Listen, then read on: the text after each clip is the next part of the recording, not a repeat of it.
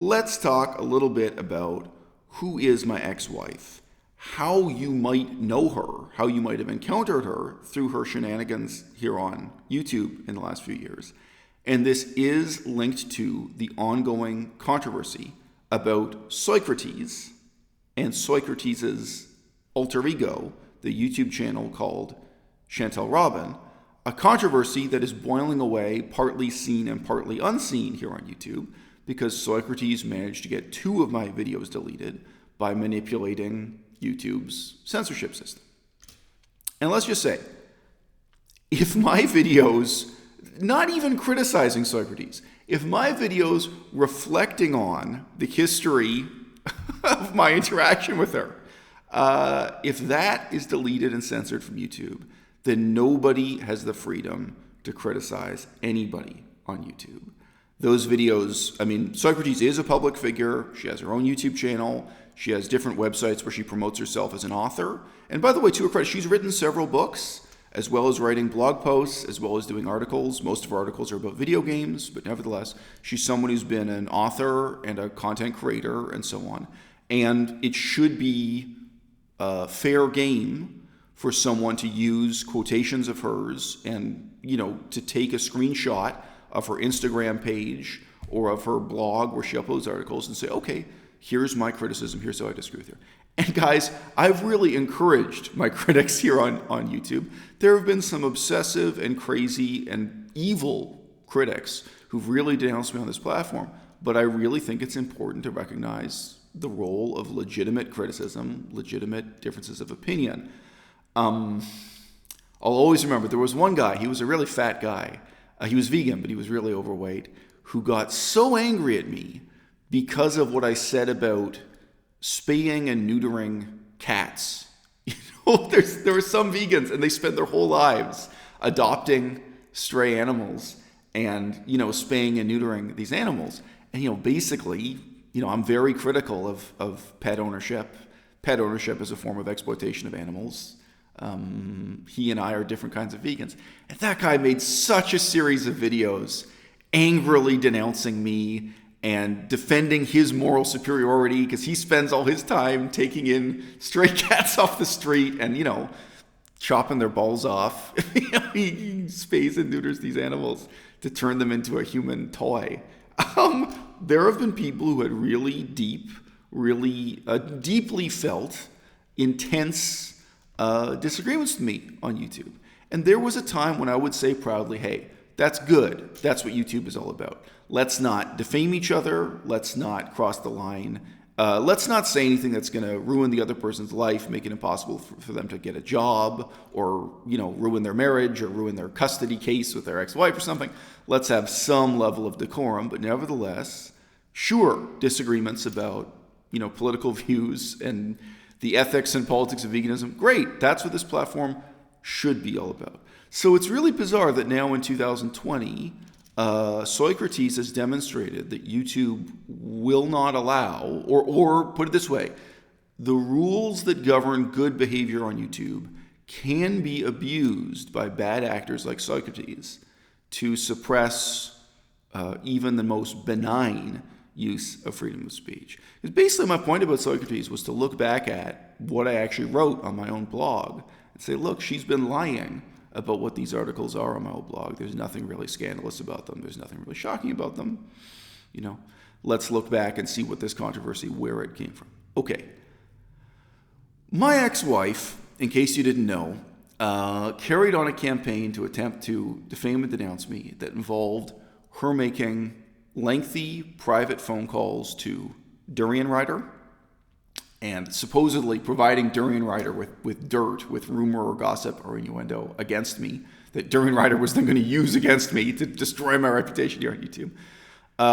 Long phone conversations with Charles Marlowe, who used to be known on YouTube as Vegan Cheetah.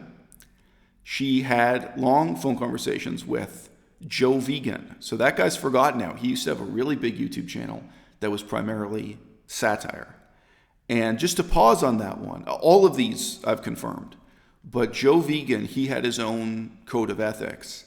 He got in touch with me and said that he wanted to confirm whether or not this woman contacting him really was my ex-wife. And we did confirm it. We verified that it was really her. And as soon as he verified it was her, he said, forget it. He's not going to have her appear on his channel. He's not going to talk to her anymore. He's not going to use any information from her because he felt that was immoral, which is interesting. And the reason why he wanted to confirm with me was he thought if it were a scam artist, if it were a fake person, if it were someone impersonating my ex-wife, then he would invite the scam artist to appear on his channel and he'd expose this person for pretending to be my ex-wife. So interesting little moment in the history of vegan YouTube there.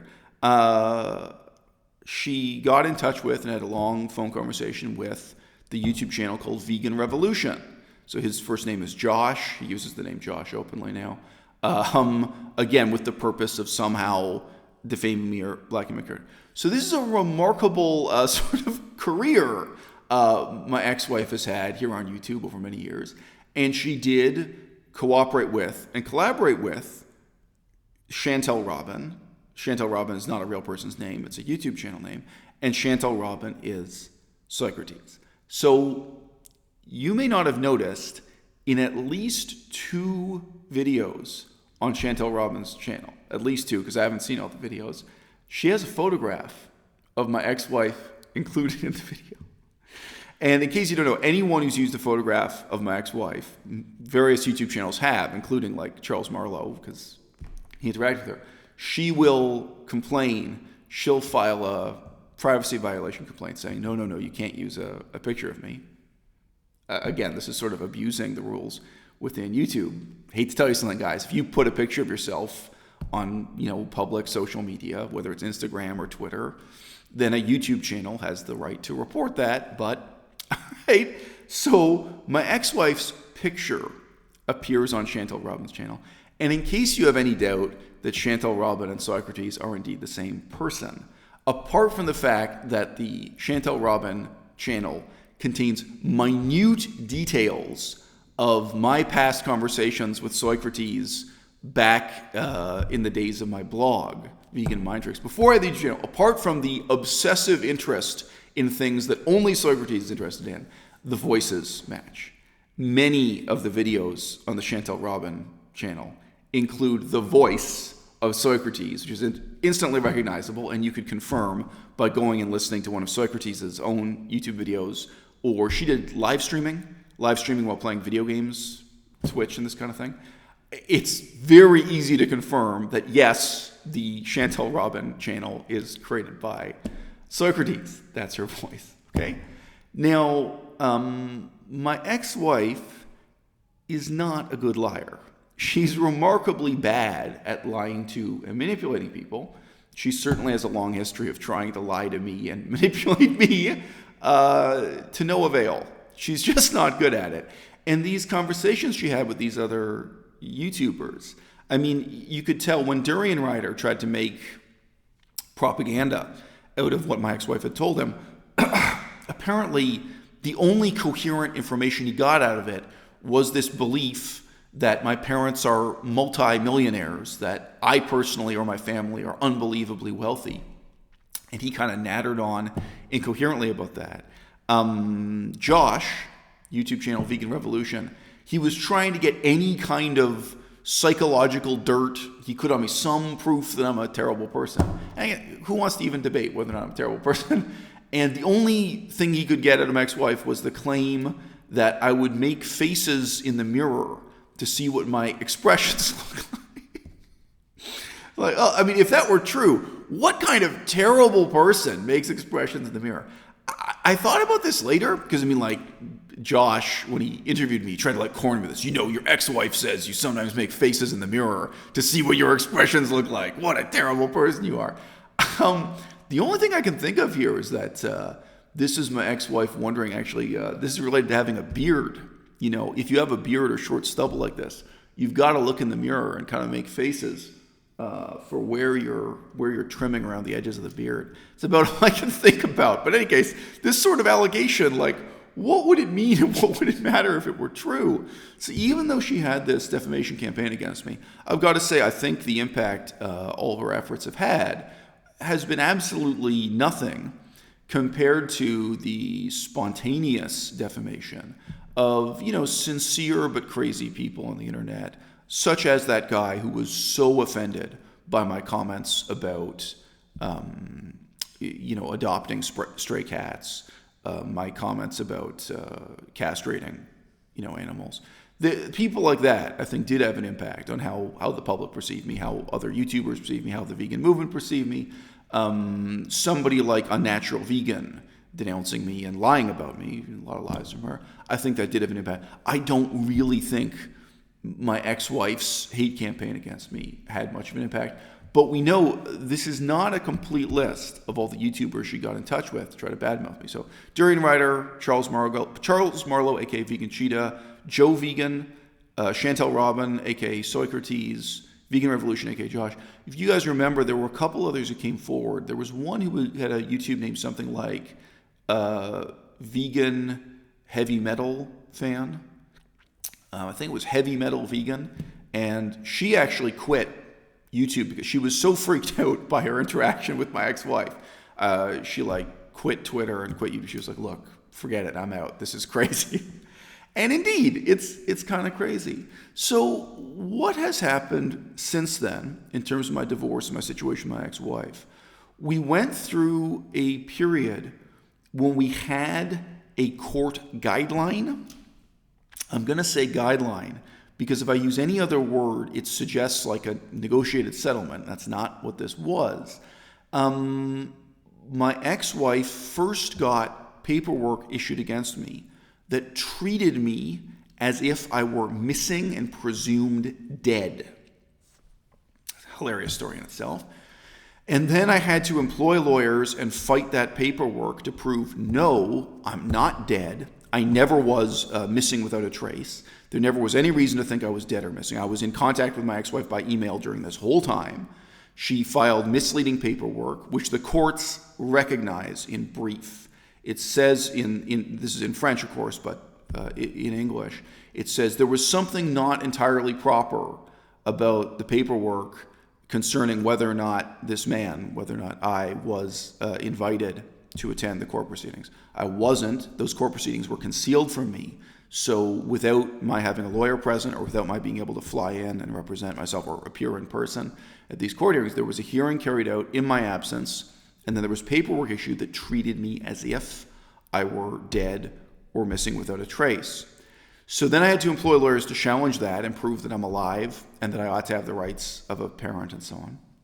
That was, I guess, a kind of a Pyrrhic victory because that resulted in a guideline being handed down from the court that was fitted to my schedule when I taught as a university professor in China. So they said, okay, they're going to set up this schedule. It was unbelievably expensive that would allow me to fly back and forth and see my daughter for just a couple of weeks a year. So out of that guideline, I got to see my daughter 4 times in 2 years, spread out basically every 6 months. And there was nothing in that paperwork indicating when it would elapse or when it would end. And my ex-wife refused to negotiate it or modify it in any way. You can imagine it might be very significant to say, look, can we shift this so that it's 1 week earlier, like it begins 1 week earlier and ends 1 week earlier? So no, she wouldn't accept anything like that. So I had to visit on precisely the dates that the court had recommended that were based on the Chinese university school year. So when I returned to Canada, it was impossible for me to continue my studies at the University of Victoria if I wanted to see my daughter. So I was in a heartbreaking situation where it was like, well, I can't enroll in classes. I can't continue with my degree in university unless I'm willing to throw away the meager few weeks a year in which I get to see my daughter. And I decided at that time, okay, my priority is seeing my daughter, even if it's in these insane circumstances. Now, the particular lawyers I had didn't help.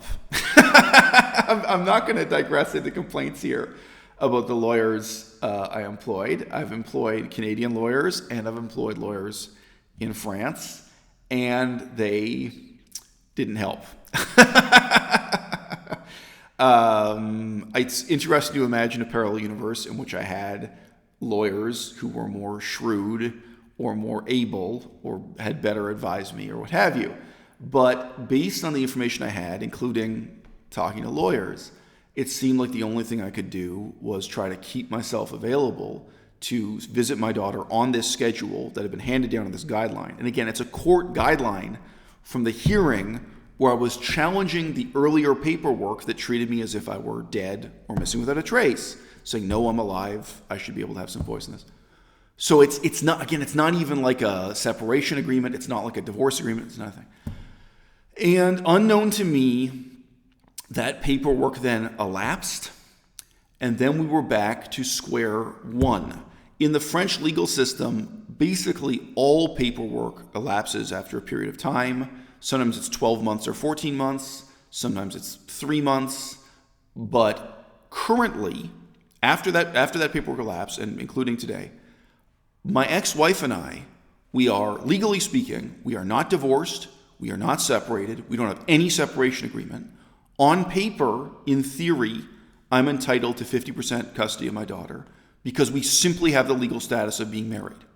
It's as if we've never been separated at all, we've never been divorced at all, because after that paperwork elapsed, we were back to step one.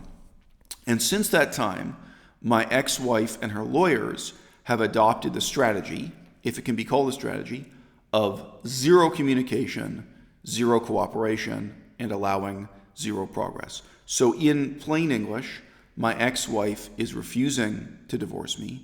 She is refusing to cooperate in getting a divorce. Now, when you say cooperate, all that really means is like being able to, being willing to receive paperwork when I issue paperwork to her.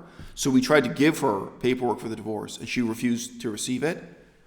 If people do that, then you have to hire a private investigator as a process server to force her to take the paperwork. Like, okay, so you're going to refuse to receive an envelope, with documents in it, legal.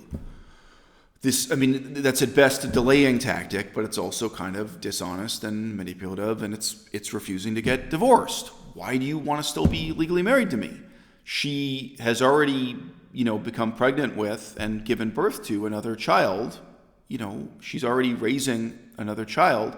In many obvious ways, she's moved on with her life, but she's refusing to allow me to move on with my life legally. She's refusing to allow this divorce to proceed.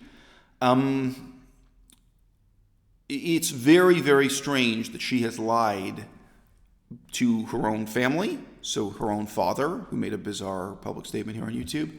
And in terms of what the paperwork says, the paperwork I have from the French court system, it seems that she has lied to the courts in pretending that she was offering me a divorce settlement and that she was offering to pay me a generous settlement, like she was willing to reimburse me financially for wrongdoings in the past.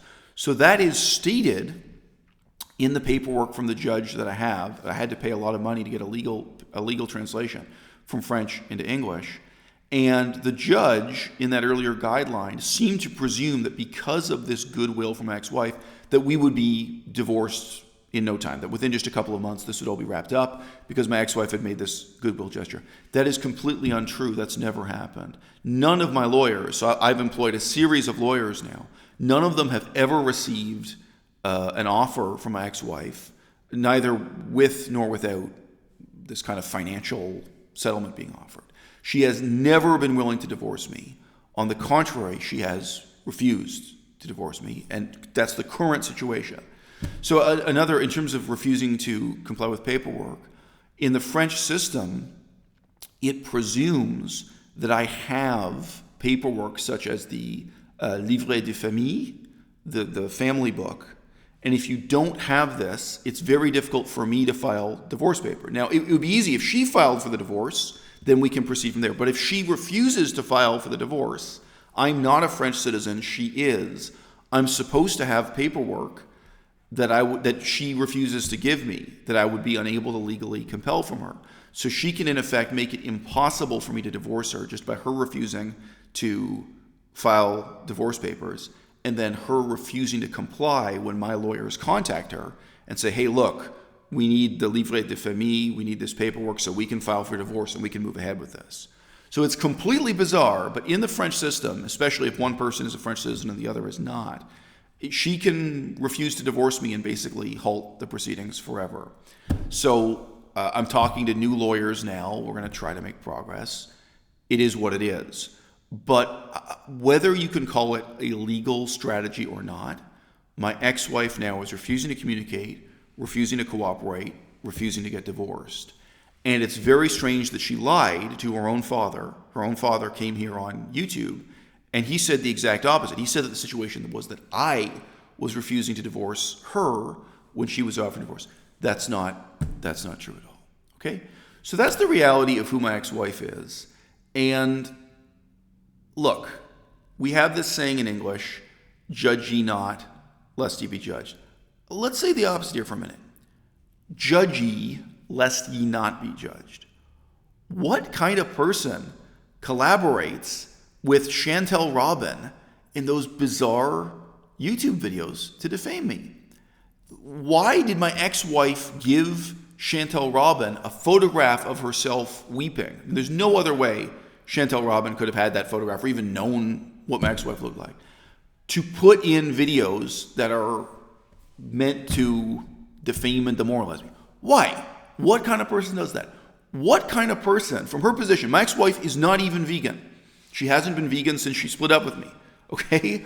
What kind of person gets in touch with Durianrider? When I've got a court case with Durianrider, when Durianrider made threats of violence against me, there was this whole controversy.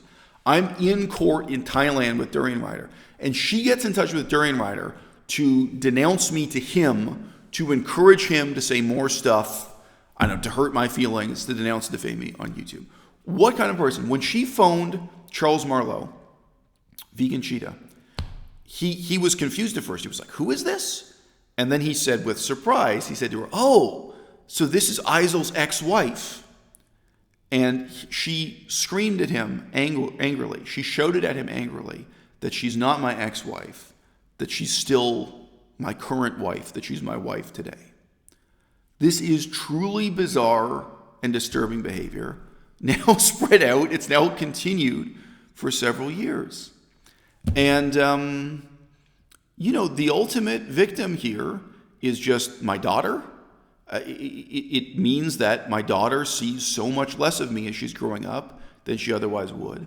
The ultimate cost is that instead of spending my time and money and effort making my daughter's childhood better, the time and money and effort is going into lawyers.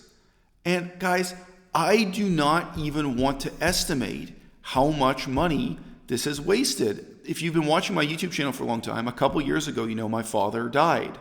I received a tiny amount of money when my father died. That's partly because my father was not a multimillionaire.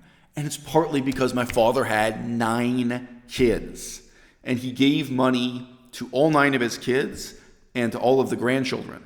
So I forget how many grandchildren. So you can imagine, even if you're just giving like $20,000 to each grandkid and maybe $40,000 to each kid or something, it's a lot of money in total, but it's spread out. So I inherited a tiny amount of money when my father died. That money disappeared so quickly when I was paying for airplane tickets back and forth between China and France to try to spend time with my daughter under it's not an agreement, under that court guideline that only lasted for 4 visits. And then once I got to France, I had to spend a fortune because, again, my ex-wife would refuse to cooperate in any way whatsoever. I had to fly in to Paris airport, take a train from Paris to another city, get my daughter, take another train all the way down to the south coast of France, take the train back again and back again. There was a fortune not just spent on airplane tickets, on train tickets. There was a fortune spent on lawyers. And this fortune is being burned through so that I can see my daughter for like a total of 3 weeks per year. It's like 3 weeks plus a couple days. It'd be like a 2-week vacation at one point. It's pitiable. It's a waste of everyone's time. It's ultimately just depriving my daughter of her own childhood. It's depriving me of quality time with my daughter. And it makes no sense. My ex-wife has moved on. She's with another man. She has another baby. She has another child. Why would she want to remain legally married to me? And why would she want to waste her time trying to drag my name through the mud on YouTube? The only thing I can say is, good news, her efforts never worked.